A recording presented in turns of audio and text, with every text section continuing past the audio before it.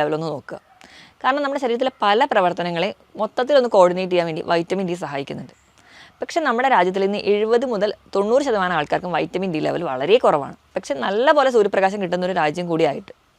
അപ്പോൾ എന്തൊക്കെയാണ് vitamin D കുറഞ്ഞ ശരീരം കാണിക്കുന്ന ലക്ഷണങ്ങൾ, നമുക്ക് എങ്ങനെ അതിന് നോർമലാക്കി നിർത്താം എന്നൊക്കെ ഈ വീഡിയോയിലൂടെ നോക്കാം. ഞാൻ ഡോക്ടർ പ്രിയ, Q&B ഹെൽത്ത് കെയറിലെ ഹോമിയോപ്പതിക് ഫിസിഷ്യനാണ്.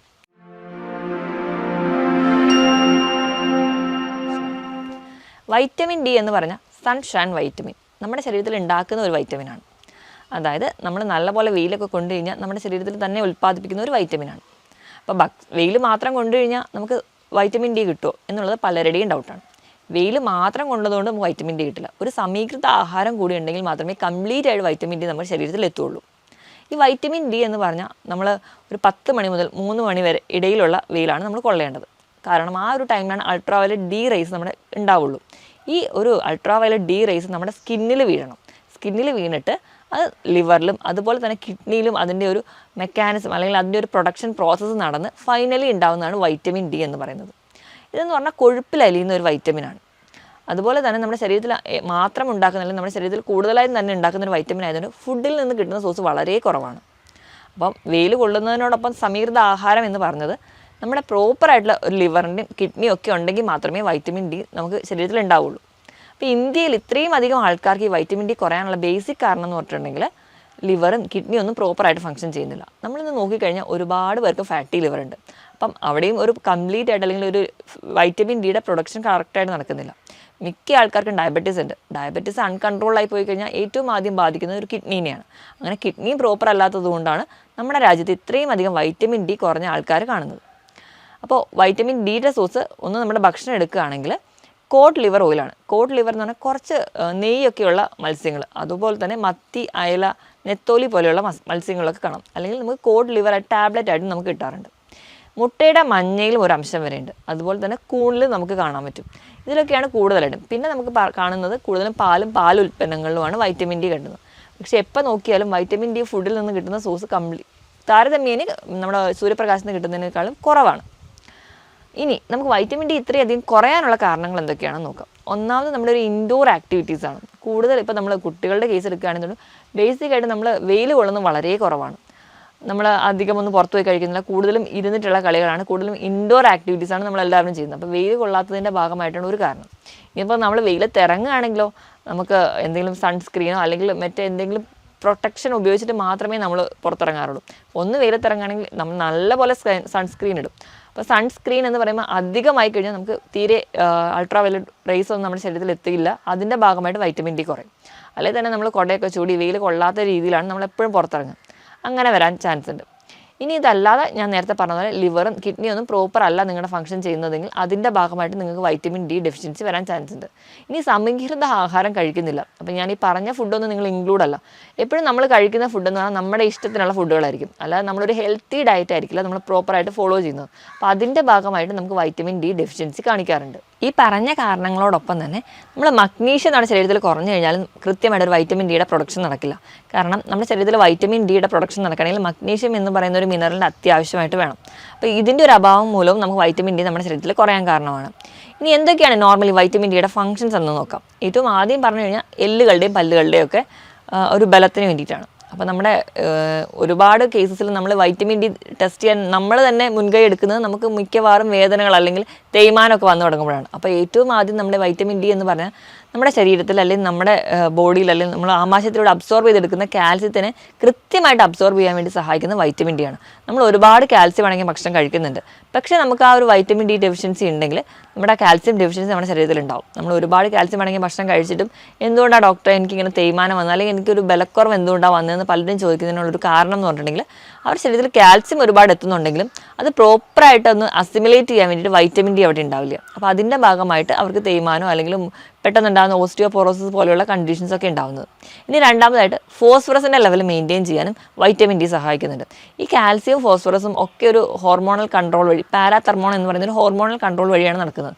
അതിനോടൊപ്പം തന്നെ വൈറ്റമിൻ ഡിയുടെ സഹായം കൊണ്ടാണ് ഈ ഫോസ്ഫറസ് ലെവൽ മെയിൻറ്റെയിൻ ചെയ്യുന്നത്. അതുപോലെ പല രോഗങ്ങളെയും തടയാൻ, പല ഇൻഫെക്ഷൻസിനെ തടയാൻ വേണ്ടി സഹായിക്കുന്നുണ്ട്. ക്യാൻസറിൻ്റെ പല പ്രോസ്റ്റേറ്റ് ക്യാൻസർ, തൈറോയ്ഡ് ക്യാൻസർ ഇതൊക്കെ തടയാൻ വേണ്ടി വൈറ്റമിൻ ഡി ഒരു പരിധി വരെ സഹായിക്കുന്നുണ്ട്. ഇനി ഡയബറ്റീസിൻ്റെ കേസ് എടുക്കുകയാണെങ്കിൽ ടൈപ്പ് 1 ഡയബറ്റീസ്, ടൈപ്പ് 2 ഡയബറ്റീസ്, അതുപോലെ BP കൺട്രോൾ ചെയ്യാനൊക്കെ വൈറ്റമിൻ ഡി ഹെൽപ്പ് ചെയ്യുന്നുണ്ട്. അപ്പോൾ ഇതൊക്കെയാണ് നോർമലി വൈറ്റമിൻ ഡിയുടെ ഫങ്ഷൻസ്. ഇനി വൈറ്റമിൻ ഡി കുറഞ്ഞു കഴിഞ്ഞാൽ നമ്മൾ എങ്ങനെ തിരിച്ചറിയും, എന്തൊക്കെ ലക്ഷണങ്ങളാണ് കാണിക്കുന്നത് നോക്കുക. ഏറ്റവും ആദ്യം തന്നെ നമുക്ക് കണ്ടിന്യൂസ് ആയിട്ടുള്ള ബോൺ പെയിൻ അല്ലെങ്കിൽ മസിൽ പെയിൻ, ജോയിൻറ്റ് പെയിൻ ഒക്കെയാണ് പറയാം. നമ്മുടെ സന്ധികൾക്കൊക്കെ നീർക്കെട്ട് അല്ലെങ്കിൽ സന്ധികൾക്കൊക്കെ വേദന പറയാറുണ്ട്. ഇപ്പം മസിൽ പെയിൻ ആണെങ്കിൽ നമുക്ക് ആ ഒരു പർട്ടിക്കുലർ ഏരിയ അല്ലെങ്കിൽ ആ ഒരു മസിലിൽ മാത്രമായിരിക്കും വേദന കാണിക്കുക. ഒരു ചെറിയൊരു ഏരിയയിലായിരിക്കും നമ്മൾ നടക്കുക അല്ലെങ്കിൽ ജോലി ചെയ്യുമ്പോഴായിരിക്കും കൂടുതലും വേദന കാണിക്കുക. ഇനിയിപ്പം നമ്മുടെ ഒരു ബോണിനാണ് പെയിൻ വരുന്നതെങ്കിൽ അതൊരു വലിയൊരു ഏരിയനെയാണ് ആ ഒരു പെയിൻ കവർ ചെയ്യുക. അപ്പോൾ നമുക്ക് അതിൽ നിന്ന് തന്നെ തിരിച്ചറിയാം നമുക്ക് മസിൽ പെയിൻ ആണോ ബോൺ പെയിൻ ആണോ. കൂടുതലും ഈ സന്ധികൾക്ക് വേദന, എല്ലിനൊക്കെ തേയ്മാനം വരുന്നതൊക്കെ ഈ ഒരു വൈറ്റമിൻ ഡി കുറയുന്നതുകൊണ്ട് നമ്മൾ കഴിച്ച ഭക്ഷണത്തിൽ നിന്ന് കാൽസ്യത്തിനെ അബ്സോർബ് ചെയ്തിട്ട് കാൽസ്യത്തിൻ്റെ ലെവൽ ബ്ലഡിൽ നിലനിർത്തുക. വേണ്ട രീതിയിൽ നിലനിർത്തി കഴിഞ്ഞാൽ മിച്ചം വരുന്ന കാൽസ്യത്തിനെ എല്ലാം നമ്മൾ കൊണ്ടുപോയി ഡിപ്പോസിറ്റ് ചെയ്യുക, അല്ലെങ്കിൽ എല്ലാം കൊണ്ട് എല്ലിലാണ് അടിയുന്നത്. അപ്പോൾ നമ്മൾ കഴിക്കുന്ന ഭക്ഷണത്തിൽ കാൽസ്യത്തിൻ്റെ ലെവൽ കുറയുക അല്ലെങ്കിൽ വൈറ്റമിൻ ഡിയുടെ ലെവൽ കുറയുന്ന സമയത്ത് എല്ലിൽ നിന്ന് എല്ലാ കാൽസ്യവും വലിച്ച് രക്തത്തിലേക്ക് കൊണ്ടുവരും, ആ ഒരു ലെവൽ മെയിൻറ്റെയിൻ ചെയ്യാൻ വേണ്ടി. അങ്ങനെ വരുമ്പോഴാണ് നമുക്ക് ഈ ഓസ്റ്റിയോപോറോസിസ് പോലെയുള്ള കണ്ടീഷൻ ഉണ്ടാവുക. അതിൻ്റെ ഭാഗമായിട്ടാണ് നമ്മൾ കണ്ടിന്യൂസ് ആയിട്ട് ഒന്ന് വീഴുമ്പോഴത്തേക്കും പെട്ടെന്ന് എല്ലുകൾ പൊട്ടുക. നമുക്ക് തന്നെ അറിയാം, ബാത്റൂമിലൊക്കെ വീഴുമ്പോഴത്തേക്കും പെട്ടെന്ന് കൈയിൻ്റെ എല്ല് പൊട്ടി, അല്ലെങ്കിൽ ചെറിയ വീഴ്ചയിൽ പോലും നടുവിന് ഡിസ്ക് തെന്നി മാറി എന്നൊക്കെ പറയുന്നത് ഈ ഒരു വൈറ്റമിൻ ഡിയുടെ കുറവ് അല്ലെങ്കിൽ കാൽസ്യത്തിൻ്റെ കുറവ് കൊണ്ടാണ്. അപ്പം ഇങ്ങനെ വരുന്ന കണ്ടീഷൻസിലൊക്കെ വൈറ്റമിൻ ഡി ലെവലാണ് ആദ്യം തന്നെ ചെക്ക് ചെയ്യേണ്ടത്. ഇപ്പോൾ കുട്ടികളിലാണെങ്കിൽ പോലും ഇപ്പം പെട്ടെന്ന് തന്നെ കാലിന് വൈകുന്നേരം ആവുമ്പോൾ കളിച്ച് കഴിഞ്ഞ് വരുന്ന സമയത്ത് അവർ പറയുന്നത് കാലിന് വേദന എടുക്കുന്നു, അല്ലെങ്കിൽ ജോയിൻസിന് വേദന പറയാം. ഇപ്പം ഇവിടെയും തന്നെ കാൽസ്യം കുറവായിരിക്കും, അതുപോലെ തന്നെ വൈറ്റമിൻ ഡി കുറവായിരിക്കും. ഇപ്പോൾ കുട്ടികളിലാണെങ്കിലും വൈറ്റമിൻ ഡി അത്രയും ഇമ്പോർട്ടൻ്റ് ആയതുകൊണ്ടാണ് നമ്മൾ ജനിച്ച് വീഴുന്ന ആ ഒരു ടൈം തൊട്ട് 1 വയസ്സ് വരെ കൃത്യമായിട്ട് വൈറ്റമിൻ ഡി സപ്ലൈ ചെയ്യാൻ പറയുന്നത്. കാരണം വൈറ്റമിൻ ഡി ഉണ്ടെങ്കിൽ മാത്രമേ കാൽസ്യം കറക്റ്റായിട്ട് മെറ്റബോളൈസ് ചെയ്യുള്ളൂ. ഇനി രണ്ടാമതെന്ന് പറഞ്ഞിട്ടുണ്ടെങ്കിൽ ഇൻഫെക്ഷൻസ് ഒക്കെ തടയുന്നുണ്ട്. ഇപ്പോൾ ഈ അടുത്തിടെ ആയിട്ടുള്ളൊരു പഠനത്തിൽ പറയുന്നത് TB ഉള്ള ഒരുപാട് ആൾക്കാരെ നോക്കിയപ്പോഴും അതിലൊക്കെ കാണുന്നത് ഈ ഒരു വൈറ്റമിൻ ഡിയുടെ കുറവ് കാണുന്നുണ്ട്. അപ്പം ഈ ഒരു വൈറ്റമിൻ ഡി എന്ന് പറയുന്നത് ഈ ഒരു കണ്ടീഷൻസ് അല്ലെങ്കിൽ ഈ ഒരു കേസിൽ പഠിച്ച പോലെ തന്നെ പല രോഗങ്ങളെയും തടയാൻ വേണ്ടി സഹായിക്കുന്നുണ്ട്. കാരണം നമ്മുടെ ശരീരത്തിലോട് ബാക്ടീരിയോ വൈറസോ എന്തോ കടന്നു വന്നിട്ടുണ്ടെങ്കിൽ ഈ ഒരു മാക്രോഫേജിക് ആക്ടിവിറ്റി എന്ന് പറഞ്ഞ ഒരു ഫംഗ്ഷൻ ഉണ്ട്. ശ്വേത രക്താണുക്കൾ ചെയ്യുന്ന ഈ ഒരു പ്രവർത്തനങ്ങൾ കൊണ്ടാണ് ഇവയെല്ലാം നമ്മൾ പുകച്ച് പുറത്ത് അടിക്കുന്നത്. അപ്പം വൈറ്റമിൻ ഡി ആണ് ഈ ഒരു പ്രവർത്തനത്തിന് സഹായിക്കുന്ന ഒന്ന്. അപ്പോൾ ഈ ഒരു പ്രവർത്തനം നടക്കാത്തതുകൊണ്ടാണ് മിക്ക കുട്ടികളുടെ കേസിലൊക്കെ അല്ലെങ്കിൽ മുതിർന്നവരായിക്കോട്ടെ റിക്കറൻ്റ് ആയിട്ട് ഇൻഫെക്ഷൻ വരുന്ന കേസിൽ അലർജി, ആസ്മ അല്ലെങ്കിൽ ഡ്രൈ കഫ് ഒക്കെ കണ്ടിന്യൂസ് ആയിട്ട് പ്രസൻറ്റ് ചെയ്യുന്ന സമയത്ത് നമ്മൾ വൈറ്റമിൻ ഡി നോക്കാൻ പറയുന്നത്. ഇനി ഇത് കൂടാതെ തന്നെ നമുക്ക് സീലിയാക് ഡിസീസ് അല്ലെങ്കിൽ നമ്മുടെ BP കൺട്രോൾ ചെയ്യുക, നമ്മുടെ നോർമലായിട്ടുള്ള ഹാർട്ടിൻ്റെ ഫങ്ഷൻസിന് ഇതിനൊക്കെ വൈറ്റമിൻ ഡി സഹായിക്കുന്നുണ്ട്. അപ്പം കിതപ്പ് അല്ലെങ്കിൽ പാൽപിറ്റേഷൻ അല്ലെങ്കിൽ ക്ഷീണം പോലെയുള്ള പ്രശ്നങ്ങൾ കാണുകയാണെങ്കിൽ നമ്മൾ വൈറ്റമിൻ ഡി നോക്കണം. കഠിനമായ ക്ഷീണം, ഒന്നും ചെയ്യാനൊരു താല്പര്യമില്ല, ഒരു ഉന്മേഷമില്ല, ഇങ്ങനെയുള്ള പ്രശ്നങ്ങളൊക്കെ കാണുന്ന കേസിൽ നമ്മൾ വൈറ്റമിൻ ഡി നോക്കിക്കഴിഞ്ഞാൽ അവർക്കത് കുറവായിരിക്കും. കാരണം നമ്മുടെ ശരീരത്തിൽ എനർജി പ്രൊഡക്ഷന് വേണ്ടി സഹായിക്കുന്ന ഒന്നും വൈറ്റമിൻ ഡി തന്നെയാണ്. ഈ പറഞ്ഞ കാരണങ്ങളൊന്നും അല്ല തന്നെ നല്ലപോലെ മുടി കൊഴിയുക, മുടി ഇങ്ങനെ വട്ടത്തിൽ കൊഴിഞ്ഞു പോയിട്ട് അലോപേഷ്യ ഏരിയാറ്റ പോലെയുള്ള കണ്ടീഷൻസ് ആയിട്ട് പ്രസൻറ്റ് ചെയ്യുക, അതുപോലെ തന്നെ മൂഡ് സ്വിങ്സ് കാണിക്കുക, ഇതൊക്കെ വൈറ്റമിൻ ഡി കുറയുന്ന ഭാഗമായിട്ടാണ്. അപ്പോൾ മൂഡ് സ്വിങ്സ് എന്ന് പറയുമ്പോൾ നമുക്കറിയാം ഈ തണുപ്പ് രാജ്യങ്ങളിലൊക്കെ ഈ കൂടുതലും തണുപ്പ് കാലാവസ്ഥയിൽ പൊതുവേ അവർക്ക് സൂര്യപ്രകാശം കുറവാണ്. അപ്പോൾ തണുപ്പും കൂടെ ആവുന്ന സമയത്ത് അവർക്ക് കാണിക്കുന്ന ഒരു പ്രസൻറ്റേഷനാണ് വിൻ്റർ ബ്ലൂസ് എന്ന് പറഞ്ഞു കഴിഞ്ഞാൽ. കാരണം സൂര്യപ്രകാശം തീരെ കിട്ടുന്നില്ല, അതുകൊണ്ട് വൈറ്റമിൻ ഡി കിട്ടുന്നില്ല. അതിൻ്റെ ഭാഗമായിട്ട് അവർക്ക് പെട്ടെന്ന് അവരുടെ സ്വഭാവത്തിനുണ്ടാകുന്ന മാറ്റങ്ങൾ, പെട്ടെന്ന് സന്തോഷം വരിക, സങ്കടം വരിക, ഡിപ്രഷൻ പോവുക, അതുകൊണ്ട് തന്നെ അവർക്ക് സൂയിസൈഡൽ ടെൻഡൻസീസ് ആയിട്ട് പ്രസൻറ്റ് ചെയ്യുക. ഈ ഒരു കണ്ടീഷനെയാണ് അവർ വിൻ്റർ ബ്ലൂസ് എന്ന് പറഞ്ഞ് പ്രസൻറ്റ് ചെയ്യുക. ഈ ഒരു കണ്ടീഷൻ അല്ലെങ്കിൽ ഈ ഒരു പഠനം കണ്ടുപിടിച്ചതിന് ശേഷം അവർ കൂടുതലും ഈ തണുപ്പുള്ള രാജ്യങ്ങളിൽ ഈ ഒരു കാലാവസ്ഥ വരുന്ന സമയത്ത് അവർക്ക് വൈറ്റമിൻ ഡി സപ്ലിമെൻറ്റ്സ് ആണ് കൊടുക്കാറ്. ഇനി ഇത് കൂടാതെ തന്നെ അമിതവണ്ണം വെക്കുന്നതിന് ഒരു പരിധി വരെ വൈറ്റമിൻ ഡി കുറവായിരിക്കും.